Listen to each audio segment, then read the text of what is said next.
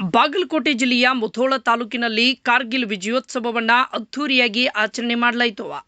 May 23ರಿಂದ July 26, 1999ರಲ್ಲಿ ನಡೆದಂಥ ಕಾರ್ಗಿಲ್ ವಿಜಯೋತ್ಸವದ ಯುದ್ಧದಲ್ಲಿ ಗೆದ್ದ ವಿಜಯೋತ್ಸವವನ್ನು ಅತಿ ಉತ್ಸಾಹದಿಂದ ಎಲ್ಲ ಕಾರ್ಗಿಲ್ ಯೋಧರು ಭಾಗಿಯಾಗಿ ಸಂಗೊಳ್ಳಿ ರಾಯಣ್ಣನ ವೃತ್ತದಿಂದ ರನ್ ಭವನದವರೆಗೆ ಮೆರವಣಿಗೆ ಮೂಲಕ ವಿಜಯೋತ್ಸವವನ್ನು ಆಚರಣೆ ಮಾಡಲಾಯಿತು.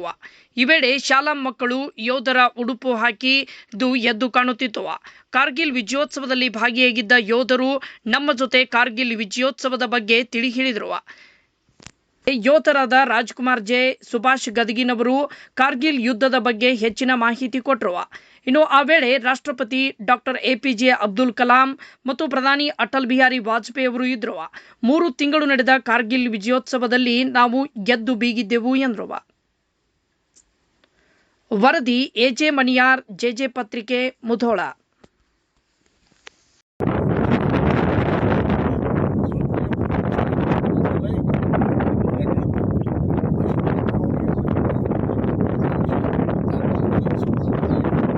ಜುಲೈ 20ನೇ ತಾರೀಕಿಗೆ ಸೈನಿಕರು ಮಾಜಿ ಸೈನಿಕರು ವಿಜೃಂಭಣೆಯಿಂದ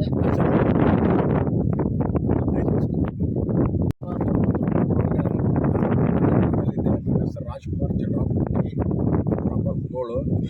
ನಾನು 1999 ಕಾರ್ಗಿಲ್ ಹೋಗಿದ್ದಾಗ 9ನೇ ತಾರೀಕಿಗೆ ಕಾರ್ಗಿಲ್ ವಾರ್ ಸ್ಟಾರ್ಟ್ ಆಯಿತು. ಅದು 1900 ಜುಲೈ 26ನೇ ತಾರೀಕಿಗೆ ಮತ್ತು ಕಾರ್ಗಿಲ್ ವಾರ ಎಂಡ್ ಆಯಿತು.